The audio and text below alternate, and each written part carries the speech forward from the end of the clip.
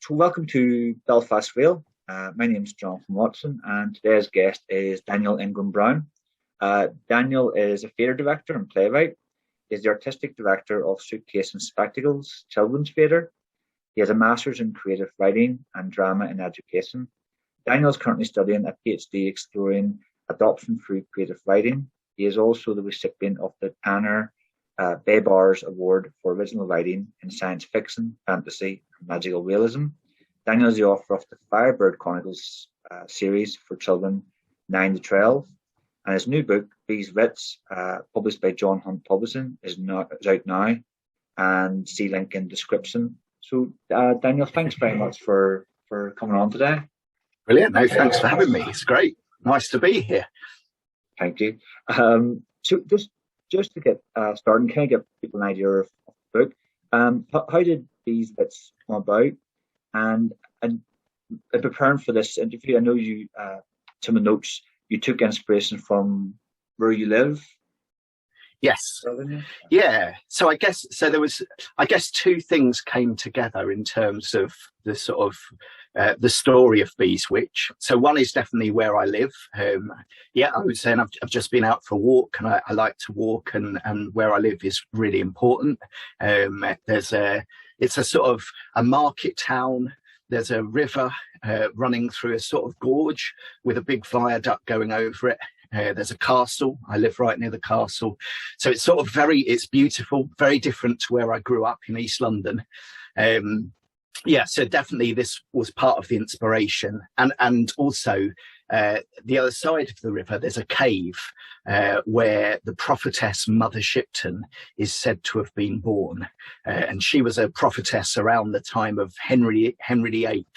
And Cardinal Wolsey sent lords up to sort of silence her because she was speaking out and prophesying in a bit of a political way, and they weren't very happy with her. So I've used the sort of inspiration of her story. She's where our sort of archetypal idea of the witch comes from. Mother Shipton, the sort of crooked, the long nose and hunchback, and that comes from Mother Shipton. So we had like this real rich, fascinating story right on my doorstep here to use. So that's definitely like one thing, that the myth and the place.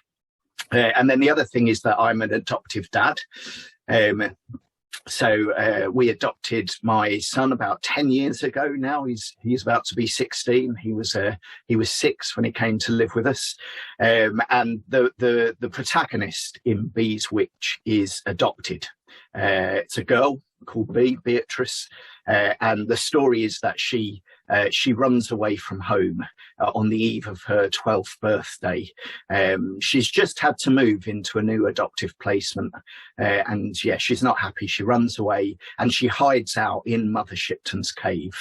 And she has this encounter with a woman who she thinks is the ghost of Mother Shipton.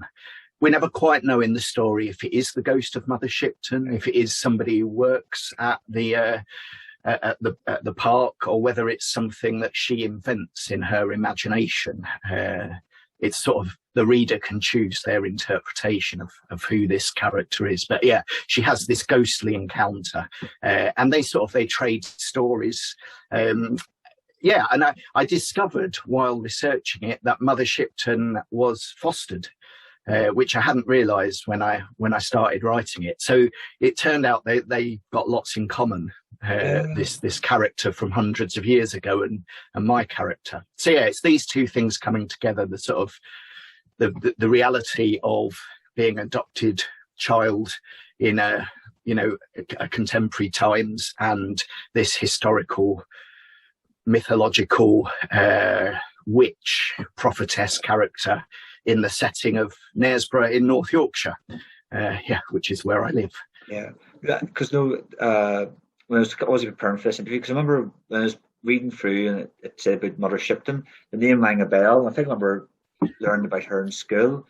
And I think the cave that she ended up residing, correct me if I'm wrong, I think she was born in the cave and then she moved back into the cave for later life because her She was yeah. accused of murdering her husband, and people were Yeah, suspicious of yeah, all it. Yeah, sorts. Yeah. She it's, definitely had a colourful life, I think, yeah, and we're not sure how much is history and how much is mythology. It's at that time where there's bits of history, and I think Samuel Pepys wrote about her, and yeah, she's really well known. Apparently, there's a pub down in Portsmouth that was named after her, and apparently she was the first pantomime dame at Covent Garden. So she's like this big character, but in some ways I think now not very well known. yeah.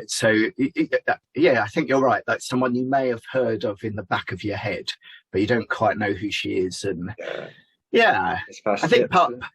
part of the book is that she's interesting because she's this like a northern woman, living in living in the forest in what was a tiny town, and yet she gets the attention of the king and Cardinal Wolsey, and that's fascinating. That it's this, yeah, she seems quite a sort of subversive character, I think, because of that.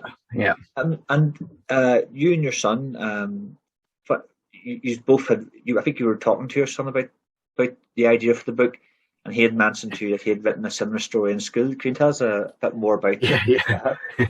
Yeah, that's it. You see, yes, I had this idea. It was one of those like slightly feels like an epiphany moment, in writing, these little moments of inspiration. I was writing my third book I've got a trilogy called The Firebird Chronicles.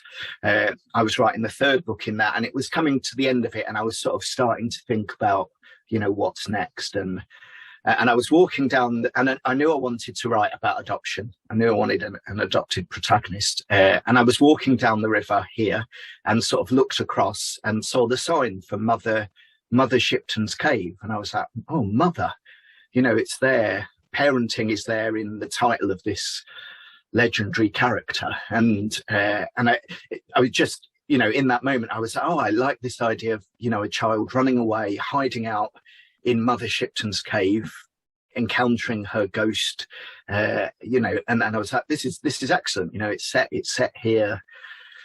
We've got this rich legend. So I came back home, and I spoke to my son because I wanted him to be comfortable if I was going to write about adoption. I wanted him to feel like, he was happy for that to happen. So I said, I've come up with this idea of a girl who runs away and hides out in Mother Shipton's cave. And he said, Dad, I wrote that story a couple of weeks ago in school. I brought it home. I showed it to you. I read it to you. And I was like, oh, yeah, now you've said it. You did. So he'd written a story about him and his brother running away and hiding out in Mother Shipton's cave. And in his story, they find the bones of Mother Shipton, and then they jump into the river. And that was quite a short story. He was at primary school at the time. So I think I'd obviously taken in this story, in the back of my head, and then come up with this brilliant idea, and it's actually his idea. So it was a nice, that was a nice discovery, and obviously now he wants the royalties, and he's always like, well, it's my story, I wrote it. And I know we'll get more further in the interview. We'll get into more about the kind of the creative process of writing, but from that kind of inception period, from that kind of you and him having that conversation to the book being out now, how long was that, like that time frame? Oh, so I think it must have been from the idea to having written the book, I'm guessing was about 3 years. Something like that. Yeah. I was doing my master's at the time, MA in creative writing and drama in education, which is the three things I do. I run a theatre company, I'm a writer, and I do quite a bit of work in schools. And one of the modules in that was writing around childhood. So looking at how children are portrayed in fiction and doing your own piece of writing around that. And so I did the very first piece of writing I did was for that course. And it was just, I had the image of Bee running through a forest. You know, so again, this archetypal image of the forest, of running, and that was my starting point. Her running.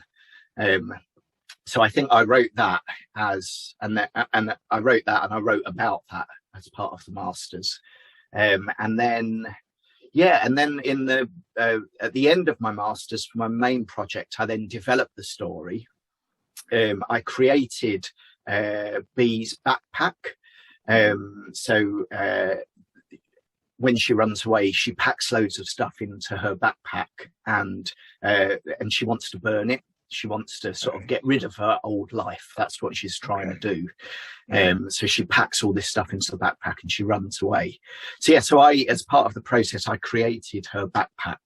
And then I did some things where people could find the backpack.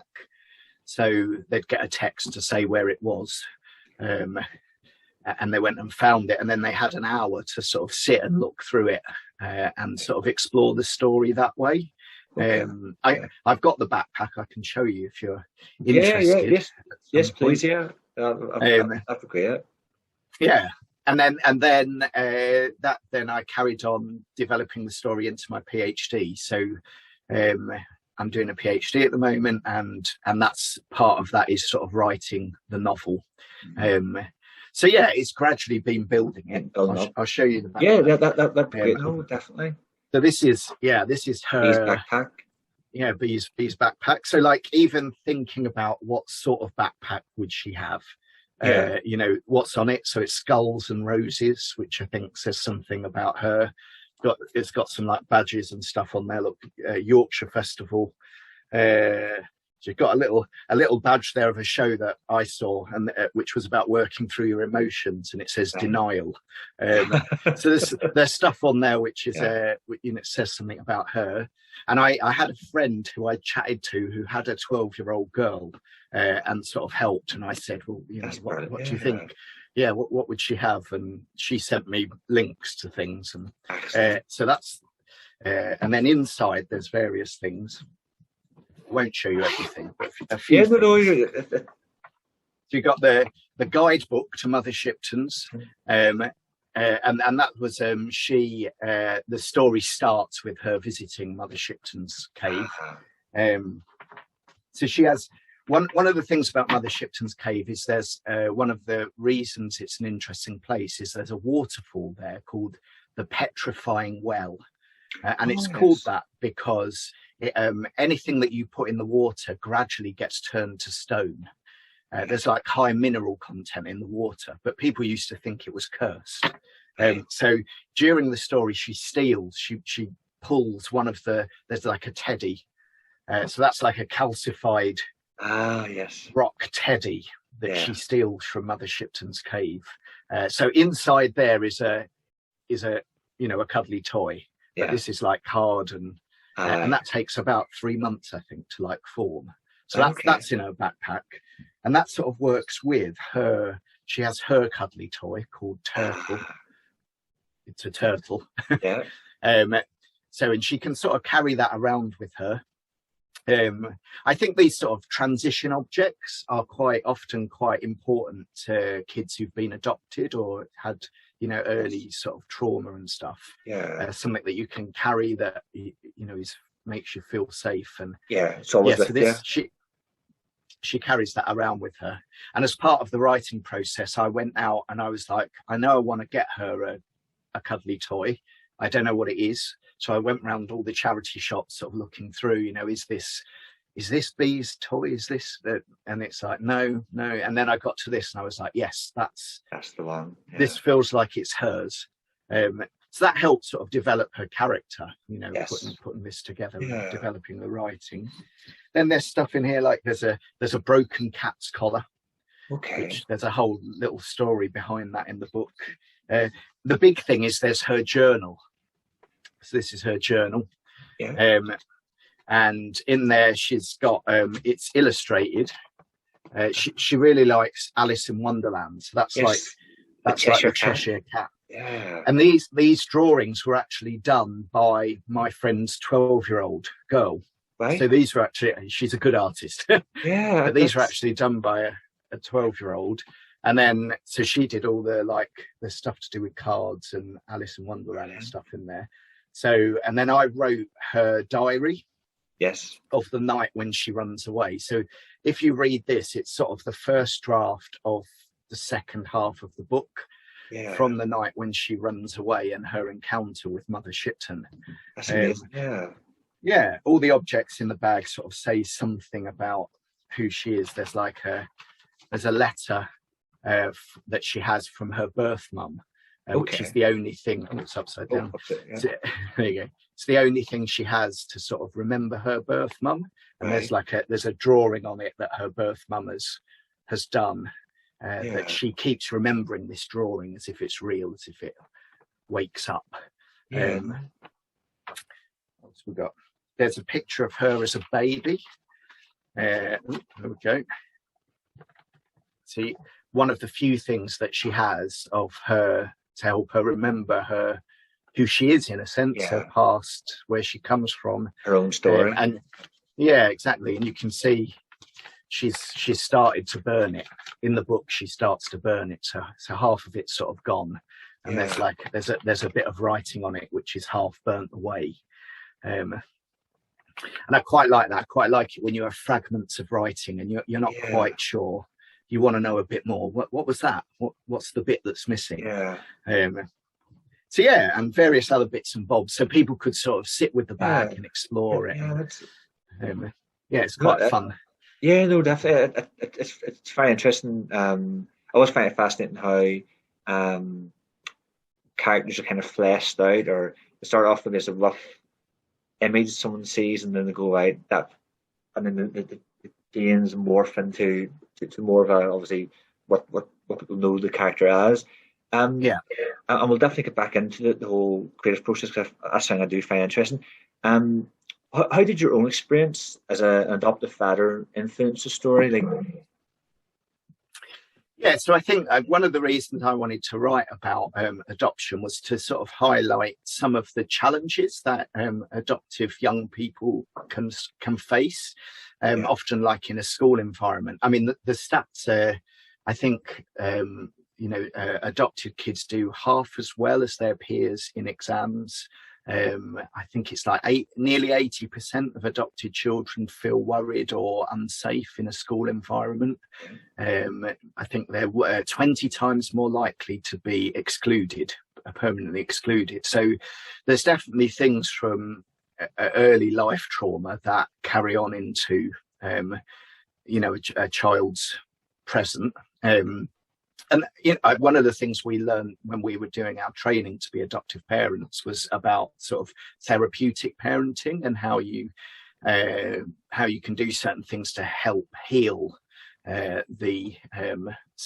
some of that past trauma. So I guess I wanted to write about that. I wanted to, in the research I've done, I think, although there is that sort of disparity, it's often a silent diversity. A lot of people know someone who's adopted, or someone in their family is adopted, or they're adopted, but it's often not talked about in a school context. It's something that we don't really touch on, and things like, if you're told to write about your life, often in school you might say draw a family tree, that sort of thing, right? And those sort of things can be quite challenging for kids who are adopted. So I wanted to highlight that stuff, but to do it in a fun way, where you're reading a book and you're enjoying the story, and it's not, teaching or preaching, but, it's in the story. And then I guess the other side of it is, you also don't want adopted kids to feel like they're different, like they're other. So I feel like there's a bit of a tension. You want to say there are challenges and they need to be acknowledged, but also you don't want to make someone feel like they're different to everyone else. So I wanted to write a character like Bea. I think has a lot of agency. It's her. She's in the book. She's writing this story. It's a bit later in life. She's in her early 20s, and she's, from her diary, she's gone back to write this story, and she has quite a lot of agency in it. Yeah. And it's all about her sort of taking control of her story and recognizing it's her story to tell. So I wanted to do those two things, I guess, and that comes from my experience of being an adoptive dad. Because you're saying about her story, and correct me if this is put in the email. I was wondering where I'm getting this from. Yep. I get an email with all the details of the book and Daniel. I like the tagline. There's a tagline that I got from the book, which was "The future can be rewritten." Yeah. I know somebody watches. Well, that's pretty self-evident, Jonathan. But can you explain a bit more about that? I like that. Yeah, it was one of the things that sort of I came up with fairly early in the process and was like a nice idea. And then, that's about her taking control of her story. And I guess saying, we have these narratives where we sort of have expectations of what life's going to be like in some ways, depending on who you are, where you're brought up, what your past is. Oh, well, this will be how things unfold. And the book is about, I guess, saying, well, no, it doesn't have to unfold in that way. I guess what I'm trying to say is if we can sort of take hold of our whole story, all the good, all the bad, the difficult bits, like coming to understand our story, to own it, and then we can sort of choose how to interpret that story. You can go back to difficult parts, and you can bring your present to those moments, and that's something maybe where there's a way to find healing. So I wanted to suggest that she could rewrite her future, that she could take hold of it and have agency. And I guess it also fits with the Mother Shipton thing. She was a prophetess, so she's foretelling the future, and in a way her magic is the magic to use words to change things. Yeah. And I like that idea that stories change things, and the way we interpret stories and understand them changes our present. Definitely. No, it's fantastic. And I think that's transferable to a lot of things. I think often not, I say even someone who's maybe had a very traumatic childhood, like someone who has been adopted. As you said, the statistics are kind of stacked against them. So it's and that could be for a lot of people, but it doesn't have to be that way. You ultimately, the power to change the course of your own direction is within your own hands. I think that's a very powerful statement. Yeah, absolutely. And there's lots of kids with care experience and adopted kids who grow up to be, famous writers like Jeanette Winterson or Lem Sissay, or politicians or top jobs. I think Lem Sissay has got something online which has got all the sort of famous people who've been in care or who've been adopted, and it's a really interesting list. So it's that idea, I think, that that your past doesn't have to define your future, or I guess it does, but you can define it. It can define it positively, and I see in my son lots of really positive qualities about resilience, about the way he's able to talk to people, because he's had to in his life talk to social workers and all this sort of thing at a much earlier age than a lot of people, and that gives him certain skills, and so that's some of the things that I wanted to sort of highlight through the book. I know we've touched on about some of the issues of adoption, and I remember seeing this again preparing for this interview. This kind of question came up, and I thought it was a very good one. Over the years, how has adoption been portrayed in literature, and what would you? I think you've kind of answered it. What would you like to change through your own work, which obviously you're currently doing? Yeah. I mean, I think one of the things that I'm looking at in my PhD and stuff is thinking about how childhood is portrayed in literature, and then how adoption is portrayed. And one of the things is often the idea of a child having lost their parents, being an orphan, or that sort of thing can be used as a bit of a plot device.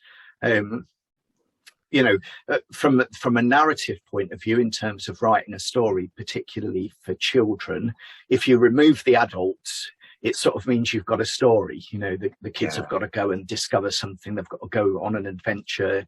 They're on their own type thing, and that creates the story. But I think the risk of that is that you just sort of use that as the plot device without really exploring it, and without exploring it in a way that is hopefully realistic for kids who are actually, have that in their lives. So I guess, what I wanted to do was obviously I have it in the book, it's something I'm writing about, but I wanted to do it in a way that felt realistic, or felt like it was truthful or authentic. Obviously she encounters the ghost of a witch, there's magic, it's fantastical, and I'm blurring those two things, blurring the fantasy and the reality. But I wanted the sense of who she was to feel real, and the things that she's experienced, particularly in the school context, to feel realistic. And I think, so I guess I feel like what's needed is for people who have been adopted, or who adoptive parents or birth parents, or, lots of people to tell their stories. I think that's what we need in terms of seeing like better representations of adoption in fiction, is just lots of people telling their stories. I think I'm aware that I tell the story from a particular perspective as an adoptive parent. I'm not adopted myself. So I guess I'm telling it in a certain sort of way. I want her, in the book, I want her to move on, to have a sense of healing, to feel like she settles into the place where she finds herself. I wonder sometimes if it was an adoptee telling the story, maybe they might want it to feel more angry at what's happened, at some of the injustice of it or whatever.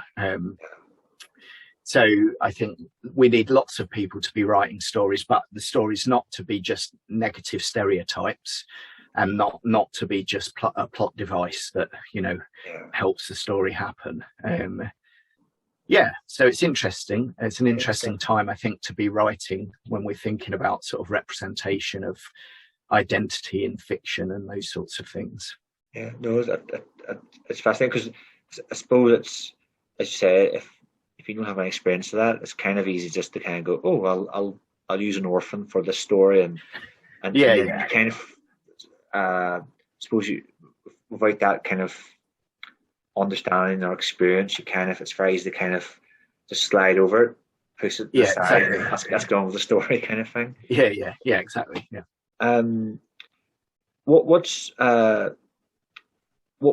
kind of issues? What's some of the issues or challenges that adopting can bring? And again, I know you touched on some stuff about it. Is there anything that, again, we just mentioned there about in literature? Is there anything that doesn't get talked about in wider society with regards to adoption? I know obviously you mentioned some of the statistics with regards to schools. Yeah. I mean, I think there's all sorts, and obviously it's going to be, we're generalising. There's no specific, this is how adopted people feel. That would be everyone's different, and everyone's experience will be different. I think. So in the UK, in terms of adoption, the vast majority of adopted children are removed. There's very little voluntary adoption in the UK now. So it's generally come out of they're removed for neglect or abuse. So there's that's the background. I think so. There's all sorts of things, like, so a specific example I think is like hypersensitivity. So being really hyper aware of everything around you, all the different sounds or everything that's going on, having that like real peripheral vision, which can come from, if in your early life, if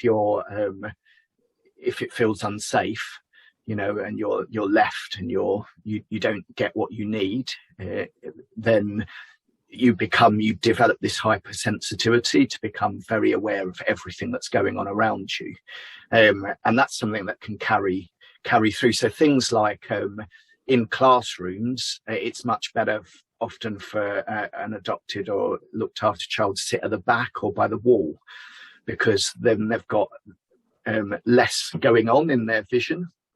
If you sit at the front, you've got stuff in front of you, behind you, to your side, to your other side. So there's like practical things like that. And then in terms of like therapeutic parenting, you might do things like, I remember with my son going out for walks and trying to point out specific sounds. You know, okay, we can hear our feet. Can you hear our feet? Can you hear that bird in that tree? So you're trying to help develop that sense of being able to home in on one specific thing, rather than having this like cacophony of sound and sense in the background. So I guess that's a specific thing. But and I think when I was writing Bea, I was trying to get that sense for her that she can see a lot of things that are going on around her, and her brain's moving all the time from here to there, to this sound, to this thing, and it's maybe her thoughts at times are a bit fragmented. So I was trying to capture that sense of what hypersensitivity might feel like for a fictional character.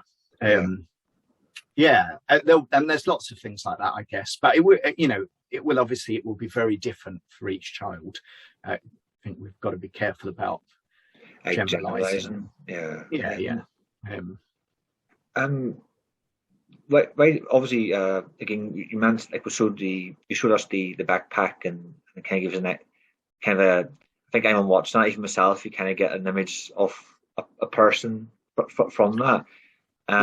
But you mentioned writing has helped you to understand other people's points of view and experiences.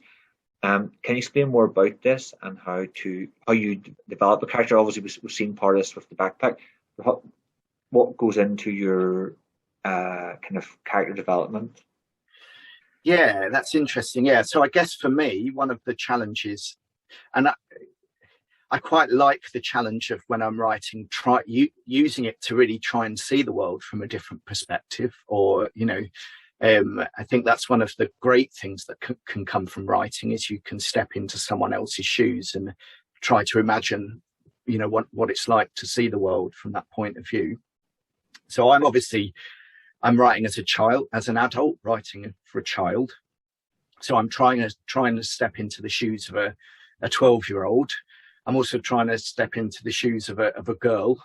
I'm writing as a man, but writing a female character, and I'm writing an adoptee when I'm not adopted. So in all of those things, I am trying to step into someone else's shoes and to try and understand the world. I guess become more sympathetic, more empathetic when you're writing that character.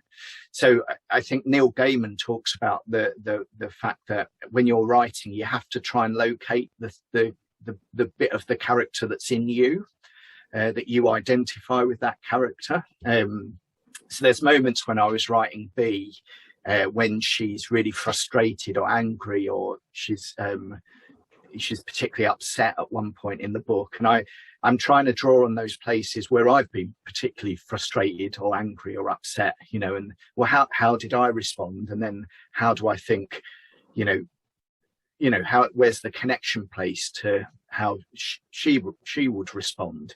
And you're writing fiction in a way you never know, do you? You are making it up, It is a fantasy. All fiction is a fantasy that you're creating an illusion, so you never know whether that's quite the way that someone would experience it. But but I hope in that, finding that bit of you and putting that into a different context, that helps develop, maybe I hope, a more loving, a more sensitive outlook on different experiences. I think getting feedback was really important, because I was writing from these different perspectives. In my early drafts, I had feedback from adoptees, from teachers, from social workers, from birth parents, it was quite important for me not to portray anyone negatively in the book. Yeah. So in a sense, there's no baddie in the book. So that feedback was really important, and just hearing from people whether they felt it was realistic and authentic. And I guess you're just then building slowly from that initial image. You're just filling it in, writing a scene, getting that feedback, editing, doing a little bit more, using the objects. So all of those things start to fill in or layer in, hopefully, what's a rich sense of this world and this character. And with writing, do you often have like, obviously you mentioned at the start, you have like a rough idea of a story. Do you have an end in from the start? Do you have it in your head? Do you have like an ending of where it's going to end? Does that shift much from? Do you maybe kind of go right with the story? If I maybe need to take this turn instead of originally planned. Yeah, so I do tend to plot it out, and I did plot Beas Witch. Partly, I knew certain experiences I wanted to be in there, and they are like anchor points, or like I think if it's like sailing, and you might know I want to go to this island and this island, but you might have to re-navigate. There's a storm, or there's a the map isn't quite as you expected it to be, and so you have to change it. So I think for me, I have these plotting points, but I'm open to change them. The biggest example of that is in my trilogy. I plotted the end for about for years. Like I've been writing all 3 books, and I sort of knew what the end was going to be. And that as I actually came to write it, there was a question that came to my mind and made me think maybe the end is not what I'd planned. And it was quite different. And I was like, oh no. And for a minute I was like, well, can I do this? Can this end happen? And I went back and I looked at the story, and can this different ending work? And it could. It was almost as if the end that I hadn't intended was in the books already. In our subconscious is really interesting, isn't it? These things. It was threaded. It's almost like a tapestry. It was threaded in. It was threaded through. Ignore it. Yeah. Yeah, exactly. And I think the end that I wrote was better than the end I'd planned. But I didn't know it until I got to it. Until you're actually like in the moment of the scene that you're writing, and you can have a vague idea, but as you come to the sort of the specific concreteness of that moment, then you're like, well, actually no, the plan didn't work there, or something emerges as you're writing. That I try and write my first draft quite quickly, so I'll have an idea. This is sort of what's got to happen in this chapter, in this scene, and then I'll just sit and write. And in that process of sitting and writing, suddenly, there's an image or something, will happen that you wasn't there, but you carry on with it, and then you come back after and you think, okay, what works there, what doesn't? Was this a total tangent, or was this? A bit of gold. When you're writing, do you structure writing? Do you have like from 6 in the morning to 8 in the morning, I'm gonna be writing, and then do you have like a kind of a schedule, or what? Yeah, I have. I wouldn't say I have a schedule. I have a rhythm, I think. So I guess for me, a schedule would be too like. I'd feel like it's like having deadlines and stuff. You feel pressured, and I've got to do it. I'm late. So I try. For me, writing is about you're trying to move into sort of a relaxed state in some way. Like I think, I remember seeing a thing about a study that was about which part of your brain is activated when you write. I think they studied poets, and the bit of your brain that's activated when you're creative is sort of the opposite to the bit of your brain that's activated when you're in fight, flight and freeze mode. Okay. So if you go into fight, flight and freeze mode, it sort of switches off your creative brain, because you're like, you've just got to focus and respond to this.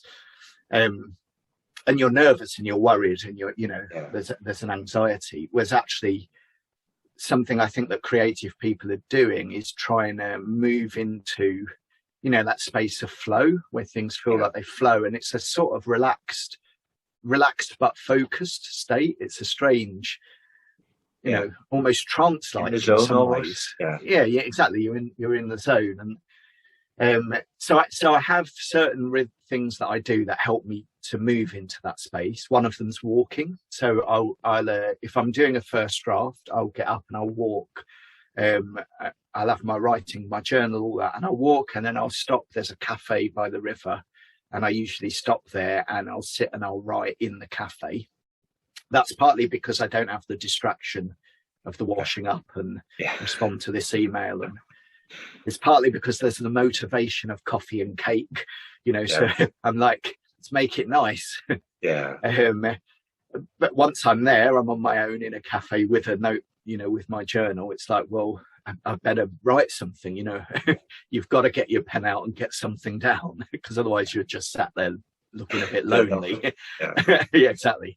So that I tend to generate a first draft in the morning, and then I'll walk back up, come home, and I'll come here to my little office, and then I'll type up what I've written. And that's when I start. Even in that first typing up, I'll be editing. So, you type up and you think, oh no, that wasn't, let's cut that bit, or I need to add a sentence here, and that's over time. And I'll probably try and set aside a week or a couple of weeks where I'm really focusing on the writing. So I know some people would do maybe set aside their morning and then the afternoon they're doing admin. But for me, I try and do, I've got a couple of weeks where I'm focused on writing, and then I've got a couple of weeks where I'm doing admin, marketing, other things. So that's how I divide my time. But so that's my sort of rhythm, and I tend to walk in between. So if you get to a point where you're not quite sure, I get stuck. I'm not quite sure what I'm doing here or where to go. I tend to put away my notebook, get up, move, walk.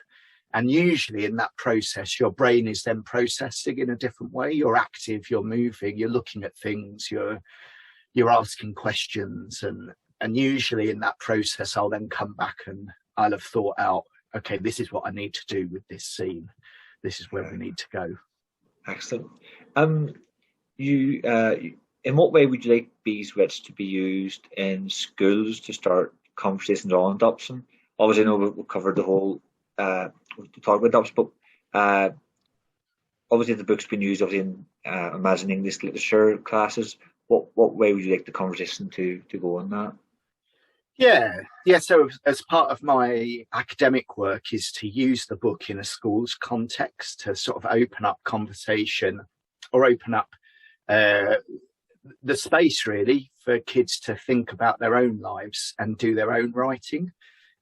So the way I've done that is to use Beas Witch as a sort of structure to have a series of workshops that help the kids to create a character and to create a setting, and through that to think about things like loss and identity and belonging.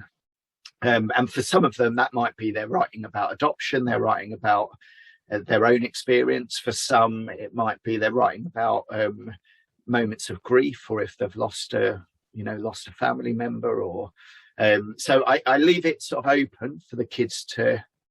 It's quite broad in that sense. I'm not just saying let's all write about adoption, because I don't know, I feel like that would be a bit false. I would maybe share my experience with them and say this is why I wrote this in this way. But I in their writing, it's a sort of frame for them to write about different things. So I worked with two schools using Beas Witch, and in both schools the young people produce their own anthology with their writing in. So that's been really great. So it's using my text as a prompt or a structure, or something that helps get them started. Start their own work. You mentioned you went back to university, or you returned to university as a mature student. Quite enough. That's something I'm looking at doing myself in the next few years. Really? Yep. Any advice, or anyone maybe even watching as well? But Do it. It's great. That's the advice. Yeah, I loved it. And it really. I went back to do my MA after having finished my first trilogy of books, and I sort of felt like I needed something just to push me, to make me push me to think slightly differently, or to the next level of my own growth and thinking and writing. And somebody suggested this particular course to me, and I looked at it and I thought, well, yeah, these are the things that I do. So this, but yeah, I think I must have been, I don't know, I must have been 40, I think, when I started my MA. Right. And it's great. It's great to be back in that environment, and it's nice to go back as have and bring back experience, and then you meet people of all different ages, and which is nice. And obviously the tutors are like giving you their wisdom, but I think as you're older, it's a lot more about sharing. You're sharing the stuff that they're sharing the stuff that they know. You can now get a postgrad loan, which I think has opened it up to more people. So that can pay for the course, the loan. So I definitely recommend it. No, because I've got to do the access course, and then I'm doing going back to do my GCSE maths, and I have to say there's more of a focus this time than previous times, because maths is like so it still is like a foreign language. Exactly. But I think you come back with a different purpose, don't you? You sort of know why you're doing it a little bit more, I think. You see, you know where it's going to take you to. How did you get into writing, and also how important is storytelling? Which again, I know is a very self-evident question, but it's good to ask. So my background is in performance and theatre. So I grew up doing amateur dramatics. My parents were in an amateur dramatics group, and I played little parts, and I was really nervous actually on stage. So I tended to do more backstage, and I did a little bit of directing as well when I was younger. And then I did quite a lot of performance stuff at university. And after that, set up a theatre company with some friends. And that's when I started to write. So I started to write for the theatre company, to write little bits of scripts and plays. And I gradually then moved into writing, sort of realised, I quite enjoy this, quite enjoy the writing side of it. And then I just got to the stage where I thought, I'd quite like to have a go at writing a book. So for me, it's been a gradual move from performance into writing. And I think for me, storytelling is the key thing within that. It's what I like is stories, whether they're on the stage or films or books or I like it. When I was younger, I wasn't a really big reader, but I always loved stories and storytelling. Again, if I'm working in schools, that's a really important thing for me, is to sort of you can generate story together with the kids, and that's the central thing for me. And I just think stories are really interesting as well. Everyone tells stories, all different cultures, all different ages. It's a really like something that unites us. It's a very human thing to be able to imagine stories, and I think I like it because it's both fun, but it has depth. And those two things together, I think, make stories really interesting. No, definitely, because it's something. That's why I'm doing this podcast. It was basically through people's stories, reading about people's own experiences, that kind of gave me strength when I was younger. Because people were being interviewed and they were sharing things they went through, and you kind of went, oh, that's similar to me. So you could relate, and through that gain a strength, because then you had somebody kind of going, well, they went through this, but look how their life turned out. So you could absolutely you have a belief that, well, I can turn things about as well. But again, going back to the future can be rewritten. So it's exactly. And I think writing is a really great tool for that, I think, and story and creativity and sort of unlocking that side of yourself.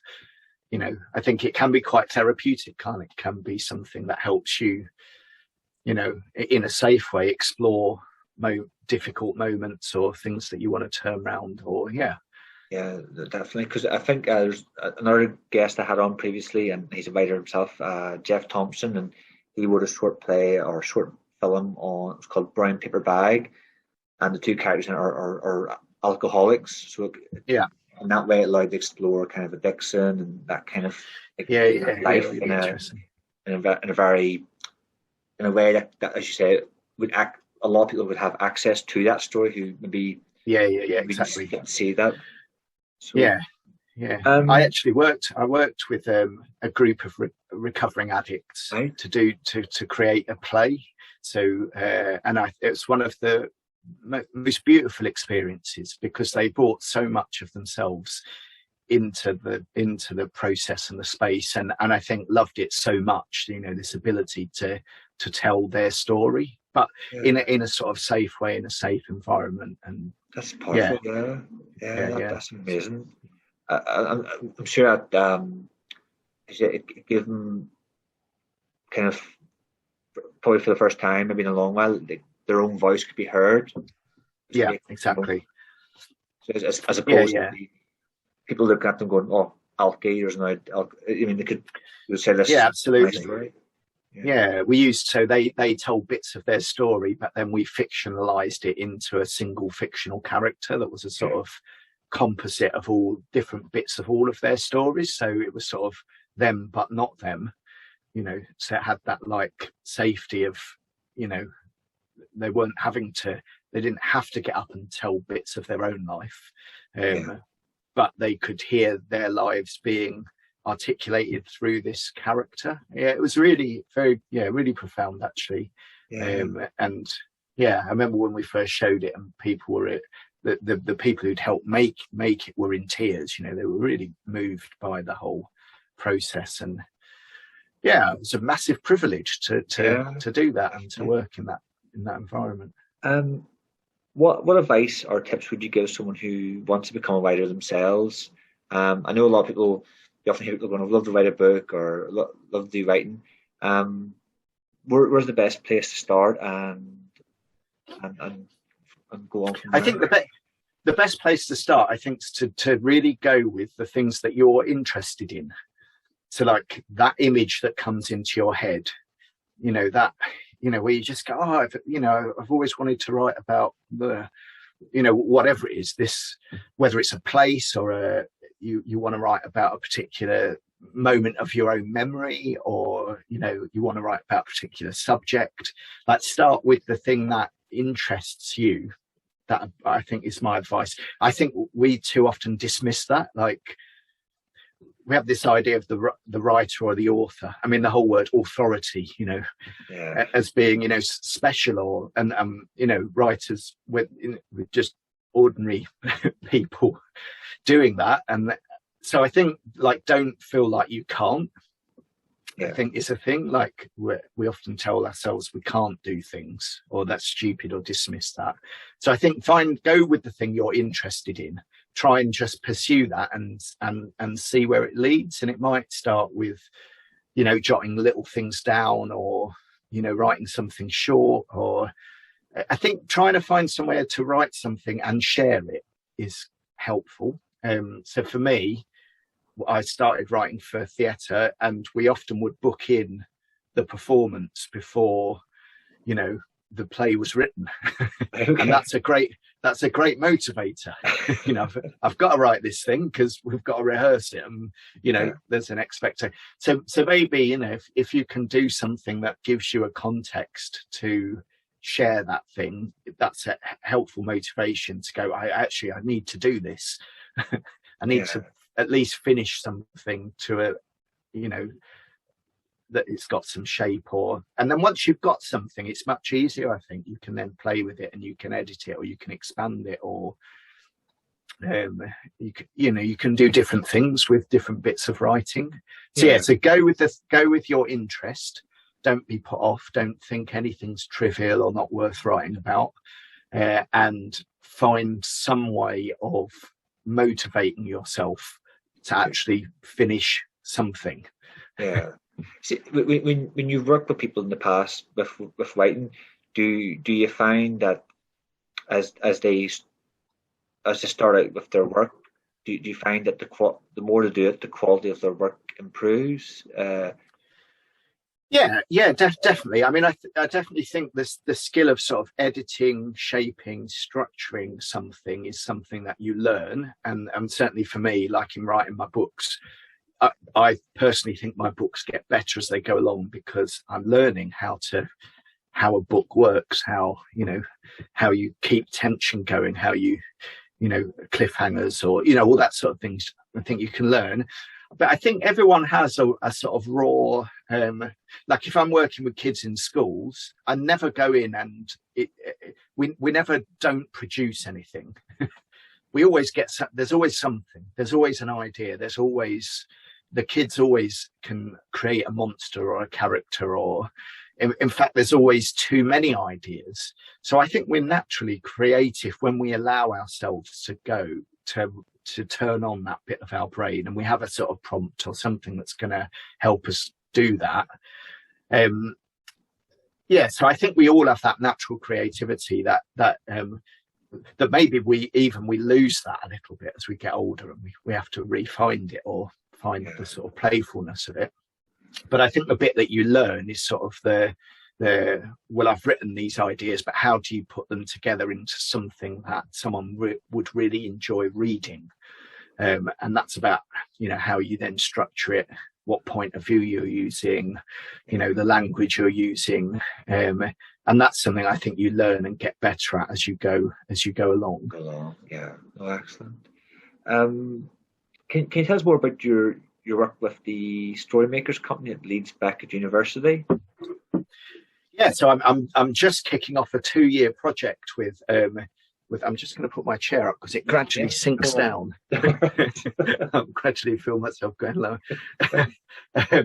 I'm just starting a 2-year project with the Storymakers Company, which is working with 2 primary schools in Bradford.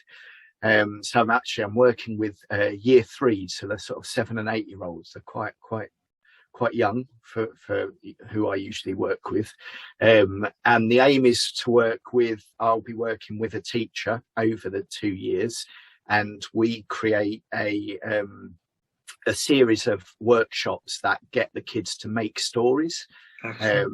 And it's about making the curriculum more creative. It's about the kids using oracy, so learning how to speak, how to articulate what they want to say. Particularly coming out of COVID, it's to help that sort of communication and sharing, and again, similar to what I was just saying, it's about we'll do stuff where we sort of imagine ourselves to be in a forest of fairy tales, and they have they have jobs within this forest, and they decide what their jobs are, and then we create story from those workshops, and they'll link back to certain things in the curriculum. So maybe we're looking at light and dark in terms of science. So, in this forest, we may get to a clearing where there's a mirror, and you've got the magic mirror, but you can also think about light and dark and reflection. And so all done through creating story together. And then that's also coming out of that it's also a piece of academic research that will be about creative curriculum, and sort of helping to show that creative curriculums really do help kids learn, because it's one of those things which can be a little bit intangible. So it's great to be working with the academic side, where we can capture some of the things that happen in those environments. And apologies for I think there's the building I'm in, there's a fire alarm test, so apologies. That's right. That's right. It's not too loud, but no, that's that was good. And then if once this is completed, is there a good chance then that this could be rolled out across the UK then, or hopefully? So I think the idea is that the research can then be used so that other schools can do similar things, and also so that the case can be made to government to say, these are the things that come out of a creative curriculum. Kids feel more ownership over their work. They're more invested in it. They want to learn. I think, that's the hope, is that, rather than we've just got a worksheet or a PowerPoint, we're doing something that gets the imagination going and makes us want to learn. So yeah, Story Makers is a collaboration of teachers, educators, academics and artists coming together to sort of do that work together. So yeah, it's really exciting. Yeah, no, definitely. Because I think that's I know I'm slightly off topic here, but I think that's one of the issues a lot of people face today, is that we don't really create anything. We live in a society where really you work for someone who's maybe 100 miles away, you never meet, who owns a company or whatever, and you're just tick boxing, and then you go home. You don't feel that everything's kind of made for you. You just need to produce the money. We don't really create. I think that's something that we're all missing. Definitely. Yeah, and I think particularly coming out of the pandemic and where so much has been on screens, and it's nice. I think one of the things we want to do is make it feel alive. In that moment, the kids are creating something. We're creating something together that's has that life and the liveness to it. Yeah, no, definitely. I think it's brilliant, and I hope that work. I hope the government do pick up. I think that'd be fantastic to have that round all the schools, especially for two wee lads here. One's in nursery, one's in P1. So brilliant. Okay. That would be fantastic for them. Yeah, absolutely. We've obviously talked about Beas Witch and the essence of the book, and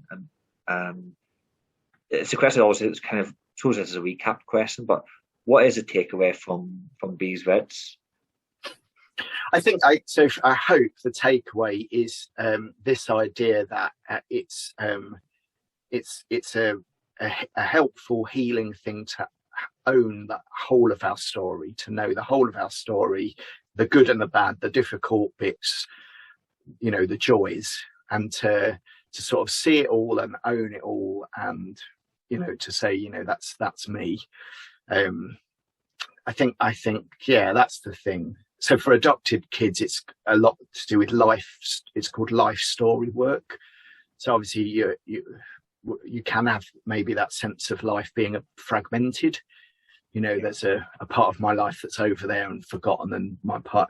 So for me, it's that thing of, bringing all of life together and saying it can all be good. Even the difficult stuff, there's things that we can learn from it. There's stuff that we can, character that's built through it. And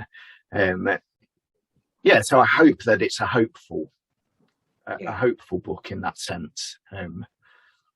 Because one of the things you kind of get from some of the people who've had on, and some people have had on went through some pretty horrific things you would never wish on anyone. But one of the things they've done is they almost had like two options. They could kind of just fall into suppose they would have the right to do this. They could fall into self-pity, wallow in that, and get almost like stuck in a well. But what they've done is they've kind of integrated it in their life. It doesn't dominate them, but it's part of their story, and it's propelled them to so much more that they give it. It's almost like kind of I know Jeff Thompson says like an unwelcome house guest. Like the person will kind of come in. It's you've like, here's a cup of tea. We know your story. You kind of made it part of yourself. So I think that's a very good thing. Kind of absolutely. I guess that's something I try and practice. Like sometimes I do a bit of meditation, that sort of thing, and I guess there's that idea, like if I'm really irritated or there's something annoying me, rather than I realized I often in the past maybe just try and push that away. I don't want to acknowledge that's there, and I shouldn't be thinking that. Whereas actually I found it much more helpful to go, no, I am angry, come in, angry me at this point, and you're there for a reason, because you're angry about something, and that part of me is doing, it's trying to protect me, or it's trying to respond to something, and actually to like you say, let the visitor come in and give them a cup of tea and then have a conversation is better than them trying to have them outside just banging on the door and just being like, I'm not listening. So yeah, I've never had anything massively traumatic, but we all have stuff that we struggle with and our ups and downs. And so, yeah, I guess that's where I'm coming from in terms of the book is how do we welcome all of those things? And like you say, not in a way that overwhelms you, and not in a way to say that bad things aren't bad. Obviously, there's stuff that happens that's not good, that wasn't right.